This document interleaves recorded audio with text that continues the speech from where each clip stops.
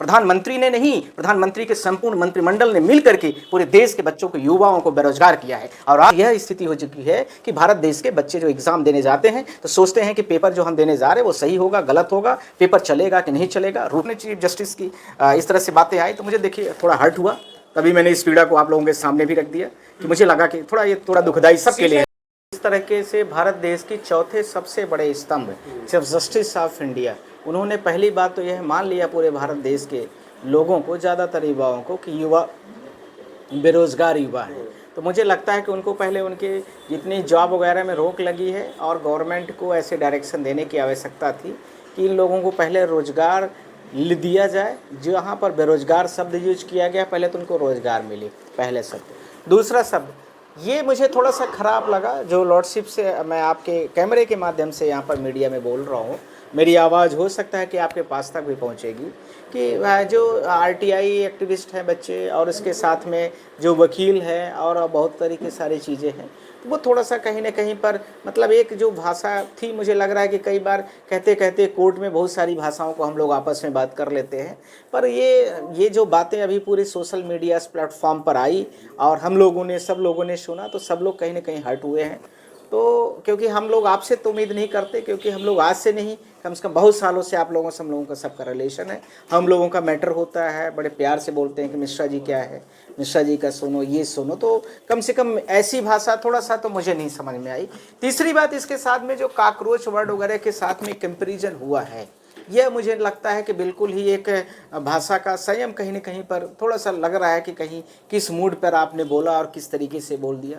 यह भी इसका थोड़ा सा उसमें पूरे जो सोशल मीडियास में है उसके एक शब्द इस तरह से भी आना चाहिए कि कहीं ना कहीं वो बाई मिस्टेक हमने बोल दिया है, तो उसको लेकर के सोशल मीडिया इतना उसको उस सारी चीज़ों को रिमूव करे, और क्यों हम उसके लिए ये कंसीडर कर रहे हैं कि हमने बाई मिस्टेकली बोला है, तो ये सारी चीज़ें अपने आप ख़त्म हो जाएंगी।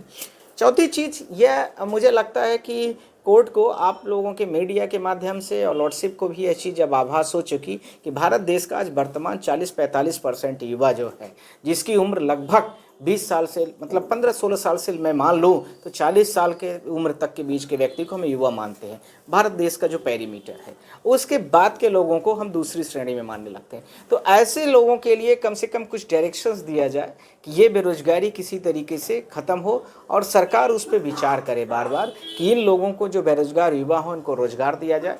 सरकार जो मल्टीपल सेगमेंट्स हैं, उन सेगमेंट्स में जहां पर जॉब को पूरी तरीके से बैन कर दिया है, ऐसे लोगों पर रोजगार के लिए किया जाए। तीसरा, इसके साथ में जो युवा नौकरी को लेकर के रोडों में घूम रहे हैं, फॉर्म लेकर के घूम रहे हैं, या फिर विरोध प्रदर्शन के माध्यम से खड़े हैं, या फिर नेट का पेपर जहां लीक हुआ है, जहां पर आपको ही याद है, लॉर्डशिप को मैं आप लोगों के माध्यम से बोल रहा हूं कि 23-24 लाख के आसपास में सारे बच्चे थे, 23 लाख समथिंग पॉइंट में 2024 की जो पिटीशन थी हमारी, जिसमें आलोक शर्मा जो कांग्रेस के नेशनल प्रवक्ता थे, वो पिटीशन थी।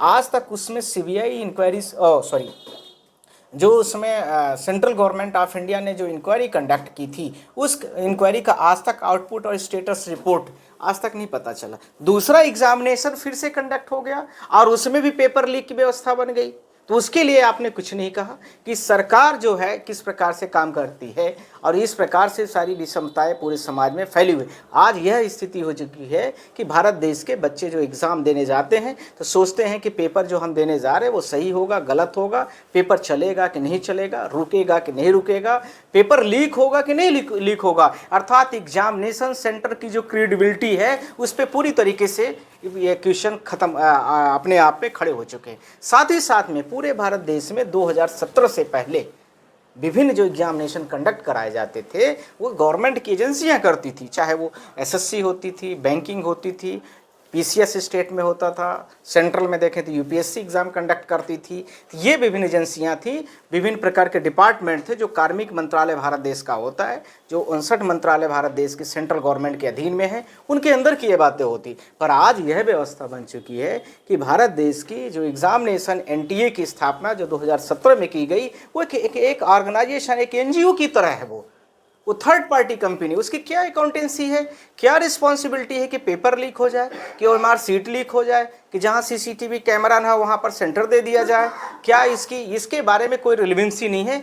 बार बार पिछली बार भी धर्मेंद्र प्रधान ने इस शब्द को बोला था, तब भी कोर्ट ने कुछ नहीं संज्ञान लिया और इस बार भी बोली। तो मुझे लगता है कि इन चीज़ों पर फोकस किया जाए काकरोच कहने के बजाय, तो मुझे लगता है कि बड़ा बेहतर होगा और ऑनरेबल को भी अच्छा लगेगा कि हम बच्चों को, भारत देश के सारे बच्चों को हम लोगों ने अच्छा किया है और बच्चों को अच्छा करने जा रहे हैं। और इस मामले में कम से कम मेरे नज़र में तो एक सू मोटो भी बनता था, इसमें हम लोगों की पिटीशन भी आई। ये चीज़ें थोड़ा सा मुझे लगता है कि ऑनरेबल को भी फोकस करने की ज़रूरत है कि युवा बेरोजगार हैं, बेरोजगार नहीं है, बेरोजगार किए गए हैं। यह भी बड़ी पीड़ा की बात है। प्रधानमंत्री ने नहीं, प्रधानमंत्री के संपूर्ण मंत्रिमंडल ने मिल करके पूरे देश के बच्चों को, युवाओं को बेरोजगार किया है। और आज वो बेरोजगारों को इतना उनका नाम बदनाम हो गया कि सुप्रीम कोर्ट को भी याद आ गया कि भारत देश में युवा बहुत सारे बेरोजगार हैं। और मुझे लगता है कि उनकी तुलना जिस प्रकार से होने लगी है वो थोड़ा सा गड़बड़ है। इसके लिए ये बच्चे नहीं, यह इसके लिए सरकार जवाबदेह है। सरकार में बहुत सारे जिम्मेदार लोग बैठे हैं, उनको भी काकरोच कहना चाहिए।